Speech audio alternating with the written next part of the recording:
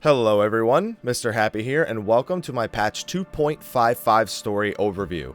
In this video, I will be giving a brief summary of the events of patch 2.55, the final story patch leading into Final Fantasy XIV's first expansion, Heavensward. So, let's get started. The story kicks off where patch 2.5 left off, with the Scions still in the mourning phase after Moonbreeda's death.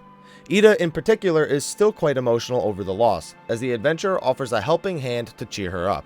By paying off Ida's debt to Rowena, the adventurer is able to obtain a Moon Daisy, a gift for Moonbreeda that they bring to Ida at Wrathofrost. As Ida is cheering up, Dravanians fly over them in the direction of Ishgard. Not moments later, the two are called back to the Rising Stones to meet with the Ishgardian envoy. The envoy turns out to be Lucia, whom requests aid from the Crystal Braves and the Grand Companies to help defend Ishgard. For further details, she requests the adventurer and Alphino meet with Sir Americ in Camp Dragonhead, to which the two agree.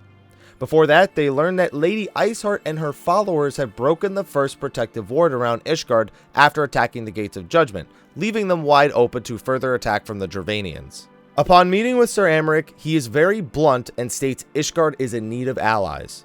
While Alphino originally denies the request on the grounds that Ishgard has ignored all of their previous requests for an alliance, Sir Americ proposes the results of Ishgard being lost to the dragons. Korthis would become a desolate, snow-covered wasteland, until the Garleans arrive and claim it. A foothold in Eorzea so close to Mordona and the Scions would no doubt give them an extreme advantage in the war. With this in mind, Alphino accepts the plea to bolster Ishgard's forces. Sir Americ then introduces the two to Estinian, the Azure Dragoon of Ishgard. Estinian confirms that the force behind the coming dragon army is none other than the Great Wyrm, Nidhogg. He can tell using Ishgard's precious gift, the Eye of Nidhogg, which grants the Azure Dragoon a piece of Nidhogg's strength, as well as allowing them to hear his voice. The goal of this invasion is to reclaim that eye, which would cripple Ishgard beyond the point they could defend the city. Lady Iceheart and her heretics seek the eye as well, though it is unclear if they are actually allies with Nidhogg or not. With all this information in hand, Alphino seeks counsel with the leaders of Eorzea to gather more forces. They agree that the Crystal Braves' intervention shall be allowed and offer up no more than a handful of soldiers each. While this infuriates Alphino, he accepts that he will not get more than they can offer. Raubon does offer some additional forces, but as he does this, he notices that Nanamo seems troubled. His worries will have to wait though, as the Dravanians would soon be at Ishgard's gates. With word that the Dravanians are advancing on Ishgard, Alphino sends all of the forces they have to assist the cause, destroying the advancing dragon army in Korthis before helping with the main siege. The adventurer and his party have one goal: prevent the dragon army from crossing the Steps of Faith, disabling all of the wards and entering the city. The dragon army's leader is one of Nidhogg's greatest champions, Vishap. While Vishap and his army are extremely powerful, the combined effort of the adventurer, his party, and the Ishgardian dragon-killing technology stops Vishap in his tracks and repels the Dravanian army. Ishgard is saved. However, Estinian is determined to slay the true cause of these events, Nidhogg himself, and any tasked with helping him, such as Lady Iceheart. Ul'dah announces a celebratory feast in honor of the defense of Ishgard. However, there are other matters the Scions must deal with first. For one, Tataru wishes to become an Arcanist to help the Scions, though she ends up failing this trial and giving up after a botched incident with some beasts and an unruly carbuncle. She instead creates lucky charms for all of the Scions made of blood pearls, so that they may forever return home safe.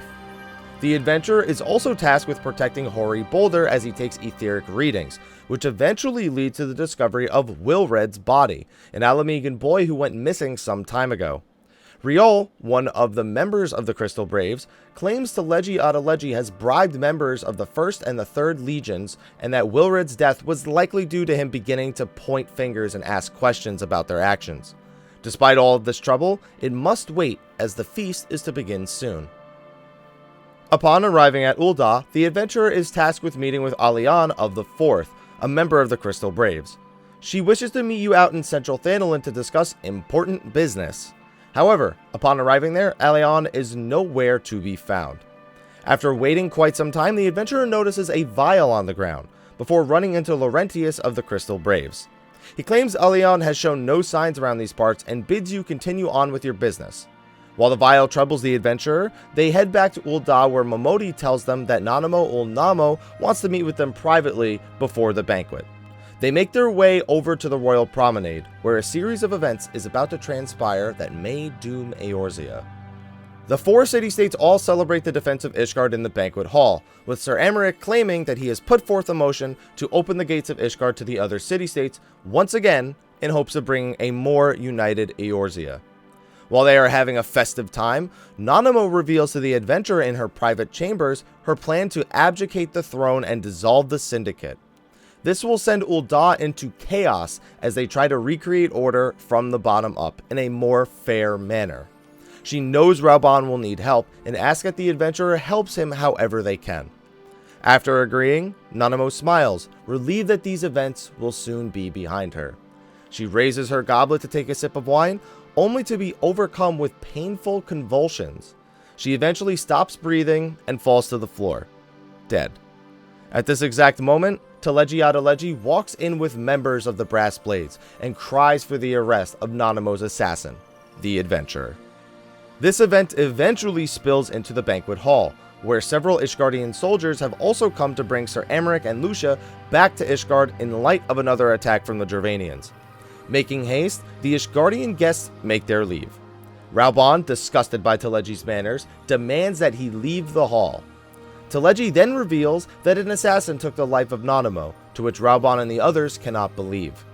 Furthermore, he accuses not only the adventurer, but all of the Scions of the Seventh Dawn with regicide and the use of black magic to manipulate the leaders of Eorzea to their will. Furthermore, that vial seemed to have been placed for the adventurer on purpose, as Teleji claims it was the vial containing the same poison that killed Nanamo. All the while, Alphinaud had been taken hostage by members of the Crystal Braves who were paid off by Teleji, revealing that Riol's warning was indeed warranted. With the Crystal Braves and the Brass Blades at Teleji's back, the Scions are hard-pressed to stop them. Reborn cannot bear the thought of Nanamo's death, and turns to Teleji as her real murderer. Knowing his plot to obtain the Omega weapon, he knows he had plenty of motive and the resources to assassinate her and arrange this framing of the Scions. As Teleji stands there mocking the Sultana's death, he sends Reborn into a rage. Reborn pulls out his twin swords, holds them to Teleji's torso for but a moment before cutting him clear through the chest. This sends the banquet into a panic, with the fellow Grand Company leaders needing to flee as to not get caught up in international affairs. Lolorito then reminds Reborn that his actions are against Ul'dah law and claims that he must be a traitor along with the rest of the Scions. Reborn turns to Lolorito to kill next, but not before Ilberd stops him by swiftly cutting off his left arm during a furious charge. While Reborn lays there, Ilberd taunts him, exposing his jealousy of Reborn's success and saying his affection for the Sultana has made him weak. And in his darkest moment, Ilberd gives Reborn one final message, that it was him who laid forth the plans to assassinate the Sultana. Reborn cannot stand for the corruption within Eorzea that has taken place. Angry as ever, he picks up one of his swords with his remaining arm and begins to duel Ilberd, a fight that destroys the banquet hall. During the fight, he frees the Warrior of Light and explains that he knows there is more going on than he can understand. He requests that the Scions all leave and clear their names by discovering the truth. The Scions, though of course not wanting to leave Reborn, understand that he is right and begin to flee Ul'dah with haste.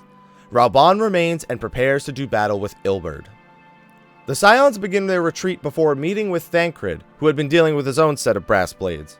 He reveals to everyone that in the Sultana's chamber should be a secret passage leading out of the city.